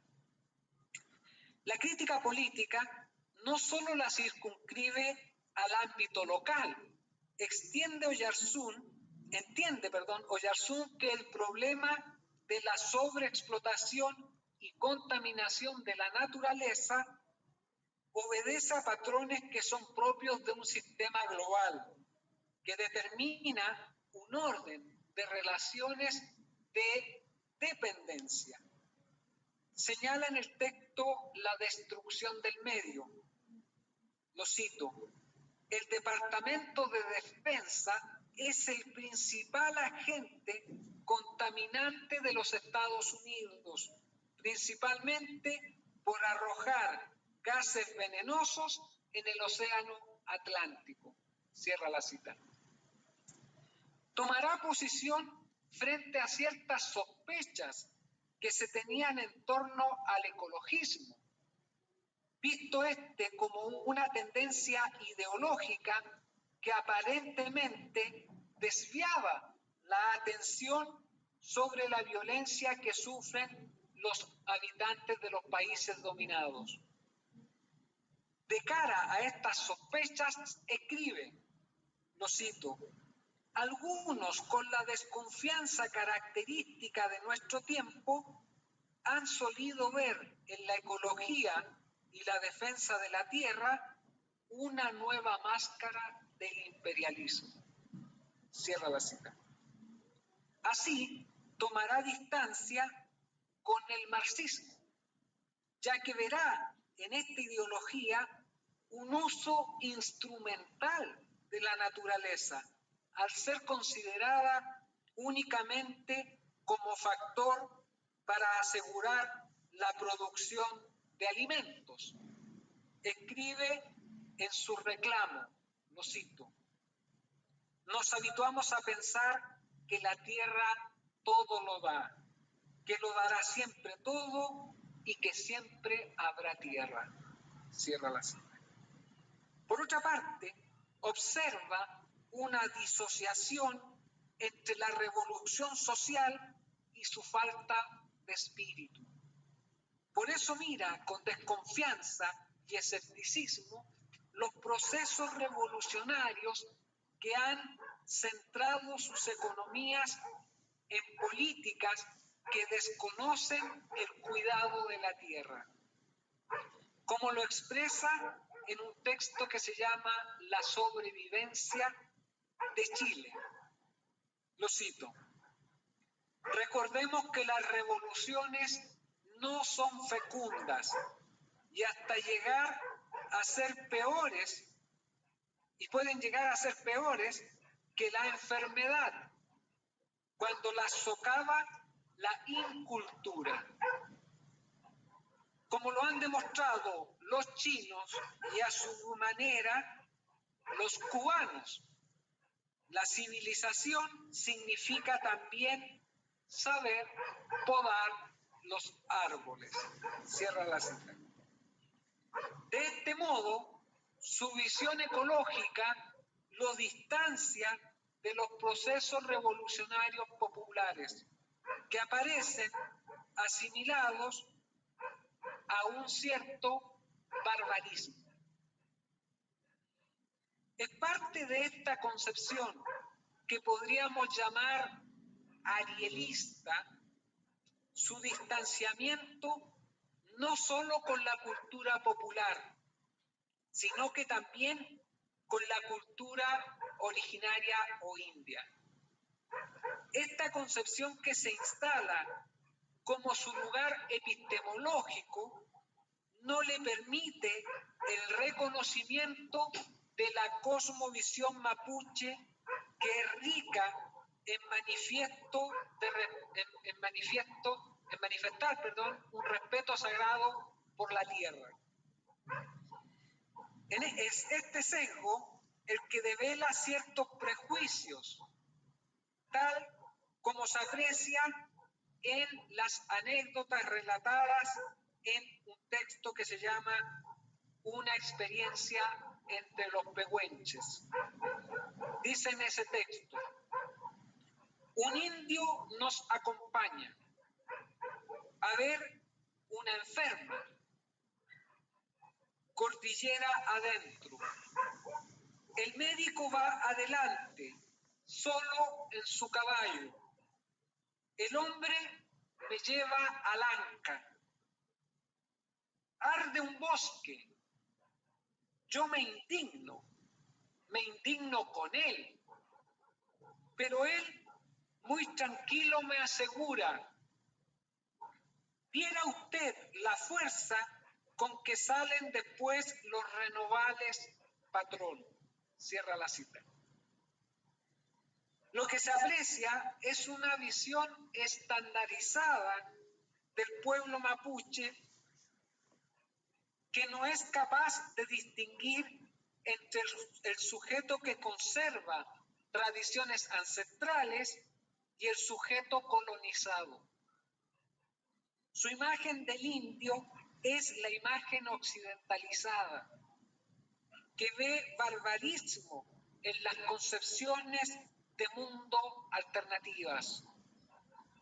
Esto queda aún más claro en el artículo ahí, en el mismo libro que lleva el título del libro, ¿no? Defensa de la Tierra, cuando sentencia Luis Oyarzún: estos indios parecen estar ya hechos a la fatalidad de estas borracheras y muertes.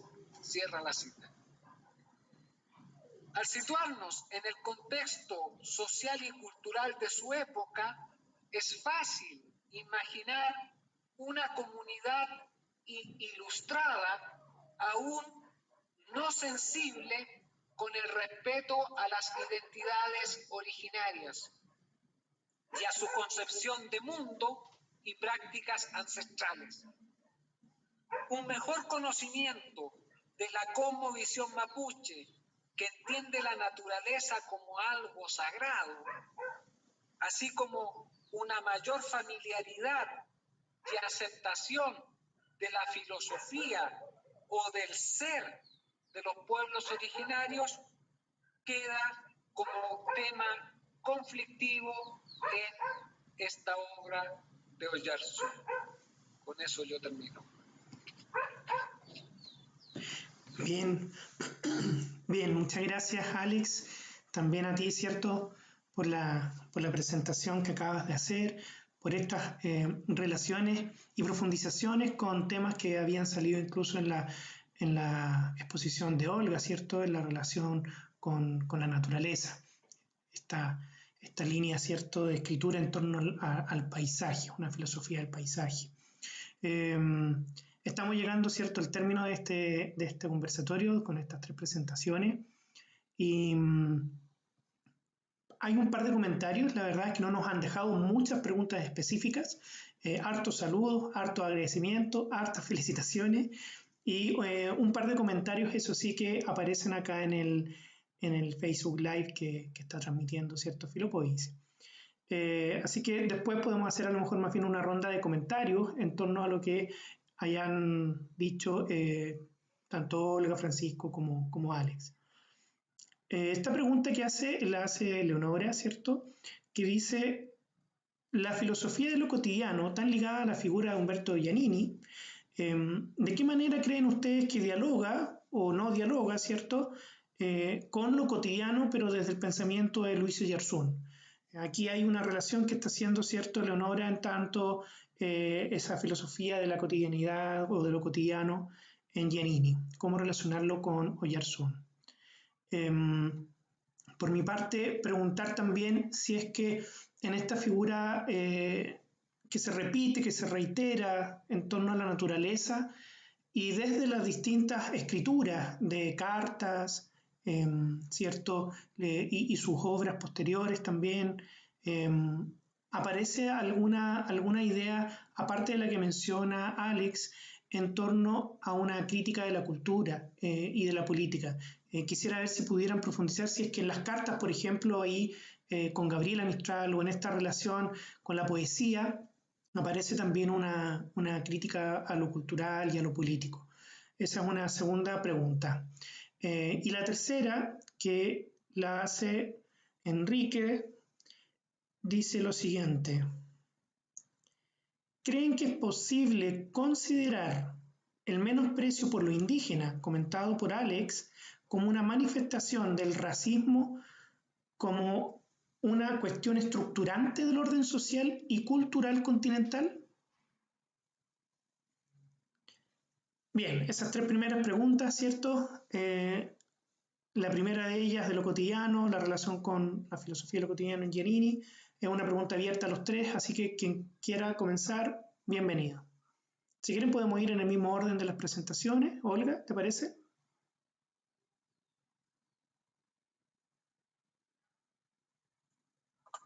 Sí, muy buena esa pregunta, ¿no? Porque mientras yo componía, digamos, el texto, también tenía eso de soslayo, ¿no?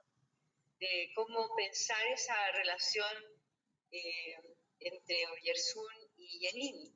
Giannini valoraba muchísimo a Oyarzún, su escritura. Y claro, en ambos hay una filosofía de lo cotidiano, pero creo que en Giannini hay una elaboración, ¿no? De un cierto tipo que tal vez no encontramos de la misma manera en Oyarzún. Quiero decir que Giannini construye ciertas categorías, ¿no? Ciertos conceptos ejes, el círculo, ¿no? Del movimiento de ida y retorno, desde el domicilio, ¿cierto? Yendo por la calle, el trabajo y el retorno al domicilio, que se ha pensado mucho y se ha conversado al respecto también, se ha discutido mucho. En Oyarzún, yo diría que tal como él mismo a veces concibe, ¿no? Como su pensamiento más espontáneo, más natural, por decirlo así, ¿no? Es decir, es una cotidianidad vivida y experienciada momento a momento, ¿no? Como decíamos anteriormente, hay una cierta distancia de la intelección que pudiera más bien instalarse en una cierta condición más abstracta, porque justamente algunas de las críticas que se le hace a Giannini, ¿no? Como filósofo de lo cotidiano, es que deja fuera muchas formas de la cotidianidad que viven los sujetos y las sujetas, ¿no? Acá hay como no una pretensión de universalidad, ¿no? Sino que justamente, y también lo mostraba Francisco, ¿no? Un decir de los instantes, un decir de lo que acontece, inmerso en el flujo de este movimiento, el vital que hablaban, ¿no? Bersoni, que recoge como con mucha fuerza el mismo Oyarzún. Entonces creo que podríamos pensar esas diferencias. Me parece súper interesante esa pregunta porque puede dar lugar a que lo pensemos de mejor manera, con mayor profundidad. Así que gracias por la pregunta. Gracias, Olga. Francisco, ¿tienes algún comentario? Sí, la pregunta de Leonora efectivamente tiene mucha miga, que decimos acá, y no creo tener una respuesta, pero voy a apuntar un dato, porque quizá el dato que voy a dar nos pueda servir para pensar mejor esta pretensión de filosofía de lo cotidiano que está bien presente en algunos filósofos del siglo XX. En el caso de Giannini, claro, es verdad que Giannini conceptualiza, como decía Olga, introduce categorías que le permiten vertebrar y estructurar esa cotidianidad. Pero Giannini es alguien que, aunque quizá como años no era mucho mayor que Oyarzún, pero es quizá generacionalmente en Chile, quizá una generación sucesiva. Es decir, viene después. Digo esto porque Giannini tiene un maestro, varios. Uno que es muy importante, el italiano Enrico Castelli, que en cierto modo es una figura que se parece o que tiene un punto de contacto importante con Oyarzún. Castelli es alguien que se dedica a la filosofía de la religión, tiene cátedra en Roma, es una figura relevante, publica varios libros que en su momento son importantes y a un cierto punto corta con todo y empieza a escribir y a publicar un diario filosófico al que los italianos no saben cómo meter mano. Pero es un caso muy parecido al de Oyarzún. Es decir, que es esa construcción de dar cuerpo filosófico a un pensamiento que se organiza en la cotidianeidad, absolutamente pegado al día a día y absolutamente pegado al presente, sin que esto quiera decir que no pueda haber reflexión sobre el pasado, sobre el futuro hecha desde el presente. Pero es decir que hay ahí un caso que pondría en conexión a dos figuras que no se conocían entre ellos y que de alguna manera convergen en Giannini. Los dos acaban escribiendo un diario que es la parte quizá más importante de su producción filosófica. Es decir, que esto también me parece tremendamente relevante, ¿no? Como alguien que es indudablemente, a pesar de que se pueda decir que Oyarzún es muchas cosas, y lo es un poeta, es un periodista, etcétera, incluso que se ha ganado la plaza dentro de la narración cultural chilena más como poeta que como otra cosa, al menos inicialmente, pero indudablemente Oyarzún es un filósofo como la copa de un pino. Y además es un filósofo muy chileno en el sentido de esa preeminencia de la estética. Ojo, una estética que no es mero esteticismo, una estética que, como ha apuntado Alex, tiene una dimensión política innegable, porque la estética es política, obviamente, ¿no? Ahí está, ¿no? Es decir, cómo estas figuras que han tenido Castelli en Italia por un lado, Oyarzún en Chile por otro, que han tenido ¿cómo decir?, una proyección en el campo de la cultura de sus respectivos países con publicaciones importantes en su campo, reconocidos como filósofos o académicos, acaban desplazándose de lo que son los géneros canónicos de la filosofía a una forma, que es la del diario, que en principio parece no tener que ver demasiado con la filosofía. Esto sí que me parece un dato tremendamente relevante para hacer justicia a el modo de ser filósofo, no tanto a la filosofía, el modo de ser filósofo que decidió ser Luis Oyarzún. Bueno, basta. Tendría otra cosa, pero se la dejo a Alex porque tiene que ver con la pregunta sobre el indigenismo. Gracias, Francisco. Igual quisiera comentar como cosas de contexto, ¿no? A propósito de la importancia de Bersón en esta época que está atravesando no solo el pensamiento de Oyarzún, sino que está atravesando también, por ejemplo, el pensamiento de Jorge Millas. O sea, sin duda hay una centralidad del pensamiento bersoniano.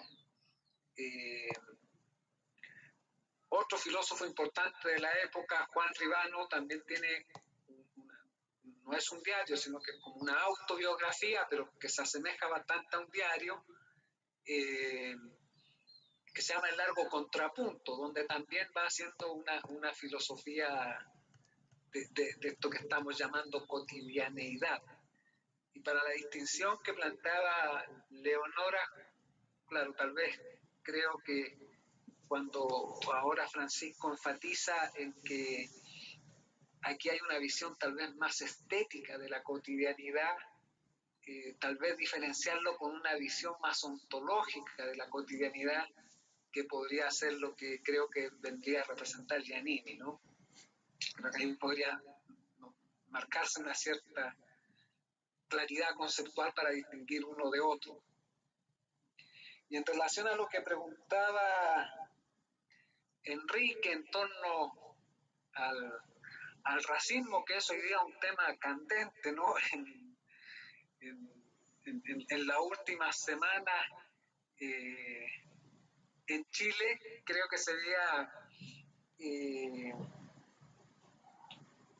muy fuerte encasillar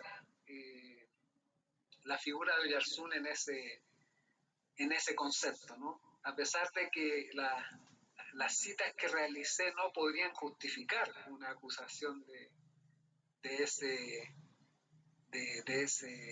esa perspectiva. Pero quisiera señalar un análisis que Oyarzún hace en otro libro, que es el tema de la cultura chilena, donde habla de la cultura, ¿cierto? Podríamos decir la cultura de la élite y la cultura popular. Y dice que hay una sociedad chilena que no está sana porque no se ha provocado un encuentro entre estas dos clases. Y que incluso el tema del 67, ¿no? En plena polarización de la unidad popular. Incluso dice, parece ser que esta separación se encuentra más aguda. Creo que es esa una separación, más que ponerlo en el término del racialismo, preferiría ponerlo en el tema de la perspectiva de clases que no se encuentran. Y ahí creo que es algo que atraviesa nuestra historia de las últimas décadas. Quizás las manifestaciones de apoyo al pueblo nación mapuche de las últimas semanas sean una muestra de que algo está cambiando en ese desencuentro de clases, ¿no? Pero acá en otras clases que se encuentran al interior de la clase popular, que es la clase popular en sí misma y la clase indigenista, que también estaban en desencuentro. O sea, en el análisis de Oyarzún del 67 es la clase popular y la élite, pero uno podría hacer otras distinciones al interior de la clase popular que también hay desencuentro, por ejemplo lo popular y lo indígena. Creo que es un análisis que uno podría seguir utilizando desde ese análisis que propone Oyarzún, siguiendo un texto de Gilberto Freire, ¿no? Este texto de, ¿cómo se llama? Censal y Casagrande, creo que es el título. Bien, eso podría comentar, no sé si quieren. Gracias Alex. Bueno, sin lugar a dudas que si miramos y pensamos que la historia, por lo menos desde la filosofía, es también muchas veces atemporal, vamos viendo cómo se van generando ciertos ciclos, ciertos retrocesos, a veces avances, avistamientos, si lo podemos llamar de alguna forma, en distintas épocas, y cómo hace 60, 70 años encontramos en su escritura algo que desde el ejercicio de la interpretación podemos visualizar hoy día también con distintas miradas. Pero interesante también con lo que preguntaba Enrique, cómo esto y la respuesta de Alex, ¿cierto?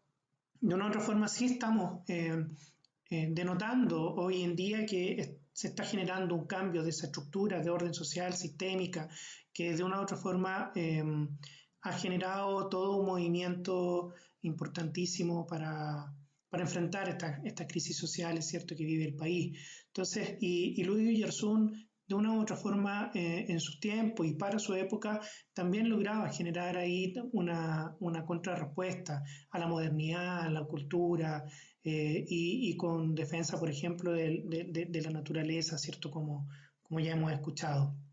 Estamos cumpliendo casi las 2 horas ya del conversatorio, así que ha sido sumamente provechoso.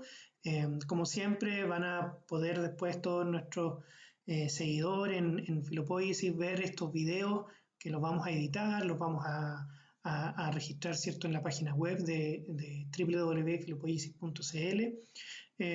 Y yo quisiera más bien agradecer, ¿cierto? A Olga, a Francisco y a Alex.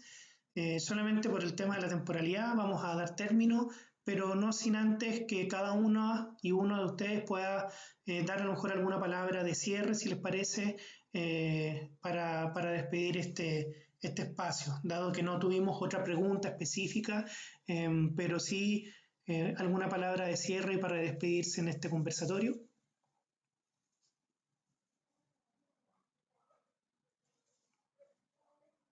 Nuevamente me tocaría a mí por el orden, Bien. orden cronológico, de alguna manera, ¿no? Así es. Bueno, yo quisiera agradecer mucho las intervenciones de Francisco y Alex, ¿no? Porque creo que ponen algunos puntos nuevos que no me parece a mí que hayan estado en algún giro, digamos, ¿no? En otro lugar. Creo que es bien provocadora la tesis de Francisco también, ¿no? En esa especie de desgajamiento que hace, ¿no? Del diario respecto de lo que constituiría obra, ¿no? Aunque yo pienso que Oyarzún no conforma obra, ni siquiera con sus ensayos, ¿no? Es difícil ubicarlo así, o el epistolario, la misma creación poética, tampoco es tan extensa como poemas, digamos, también hay mucha prosa poética. Entonces, me costaría pensar esa escisión, ¿no? Tan, digamos, casi estructurada. Y allí algo que conversar después posteriormente contigo con relación a eso, pero me parece bien interesante porque de pronto sentía que, claro, era muy consistente tu argumentación, ¿no? Por las distinciones que ibas haciendo. Pero me cabe esa pregunta, por decirlo, ¿no? Y lo de Alex, claro, es bien provocador también, ¿no? Pero es cierto que no podríamos ver un racismo constitutivo, pero sí a mí también me llamaban la atención cuestiones que aparecen en el diario, ¿no? De cómo se refiere a un aspecto muy primario en los indígenas, ¿no? Como que incluso no llegaran a tocar la naturaleza de la manera en que incluso habitualmente se puede pretender por la conexión con la tierra, ¿cierto? Entonces creo que es bien interesante lo que tú hiciste y abre también un campo de preguntas y problemas. Así que gracias a los dos. Bien, gracias Olga. Yo creo que lo de Francisco, sin duda, qué bueno que le planteaste ahí una discusión, porque seguramente Francisco pretendía eso. Creo que lo está hablando esto a un público chileno, ¿no? Y lo que señalas tú ahora, Olga, pretendía hacer una lectura de Oyarzún desde el latinoamericanismo, ¿no? Por eso es que las provocaciones. Creo que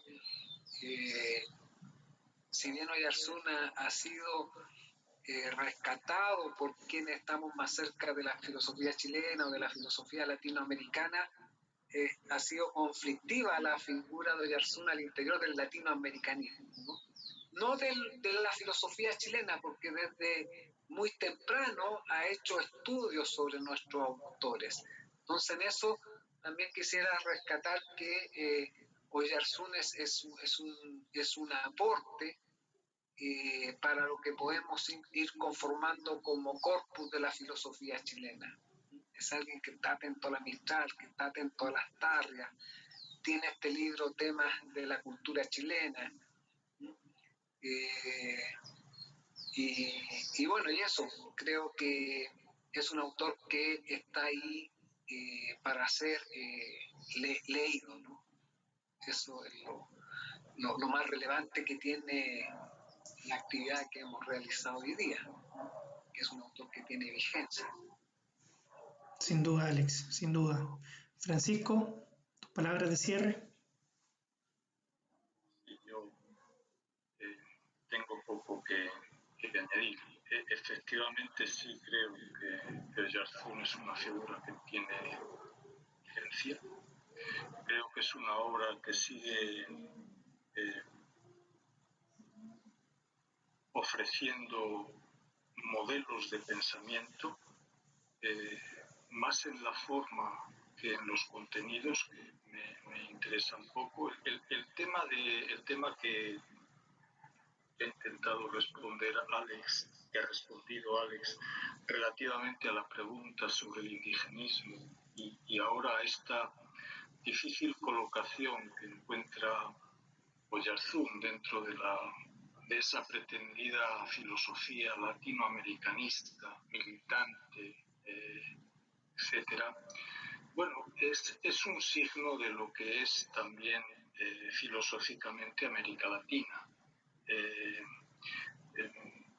A mí no me produce ningún escalofrío ni rechazo, es más, lo considero una marca o un signo del tiempo, un signo de la época, el que determinados filósofos no tuvieran ojos para ver algo que hoy constituye un problema muy importante en Chile o en América Latina, que es el tema del indigenismo. Pero ayer no era así. Quiero decir que estamos hablando de no hace tantos años donde esto no constituía un problema y donde hay figuras relevantes con una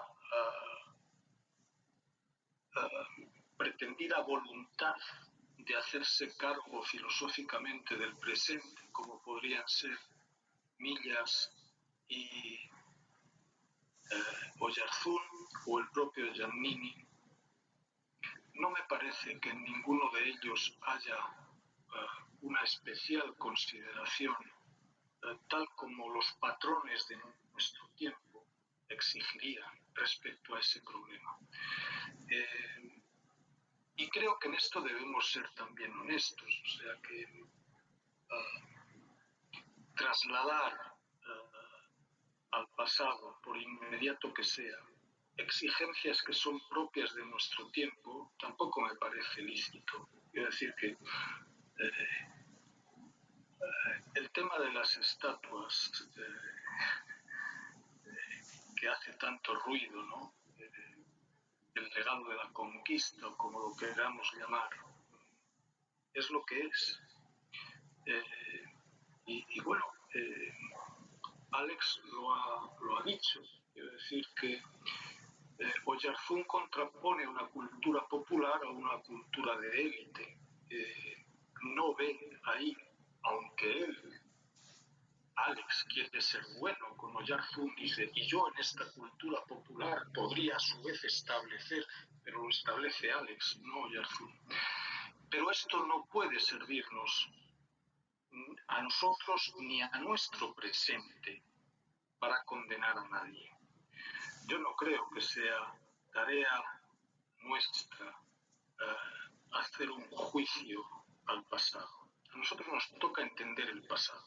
Y a nosotros nos toca no juzgar a Oyarzún, sino intentar comprenderlo.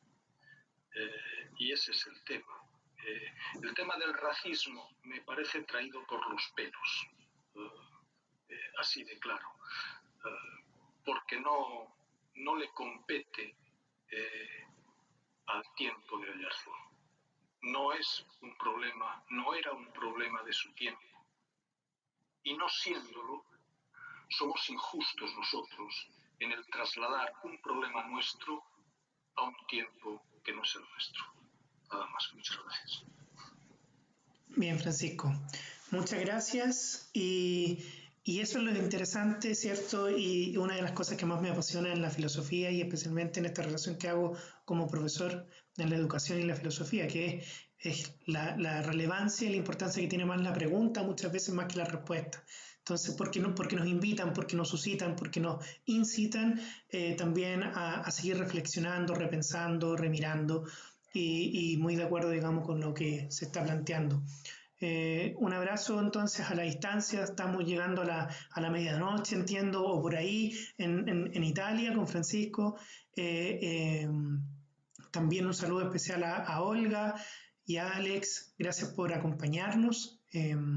Gracias a todos quienes nos han seguido desde el fanpage de Filopóiesis y damos entonces por cerrado y terminado este cuarto capítulo del ciclo de conversatorios. Vamos a tener ahora un espacio-tiempo, ¿cierto?, para dedicarnos a el surgimiento de otros proyectos que ya les vamos a ir adelantando, les vamos a ir mostrando durante el mes de septiembre para retomar los conversatorios en el mes de octubre. Vamos a tener 3 interesantes conversatorios. Uno sobre el contexto del Día de la Interpretación, ¿cierto?, de los intérpretes, especialmente la traducción. Otro, tanto el Día de la Música, especialmente también el natalicio de Violeta Parra, por ejemplo, y sobre poéticas mapuches también vamos a tener ahí 2 grandes invitados o invitadas. Así que muchas gracias, los dejo entonces ahora con el cierre, con los agradecimientos, con los créditos y con este tema de Francisca Paquita Rivera, a quien siempre agradecemos, Retorno a Zipango. Hasta la próxima y que tengan un buen fin de semana.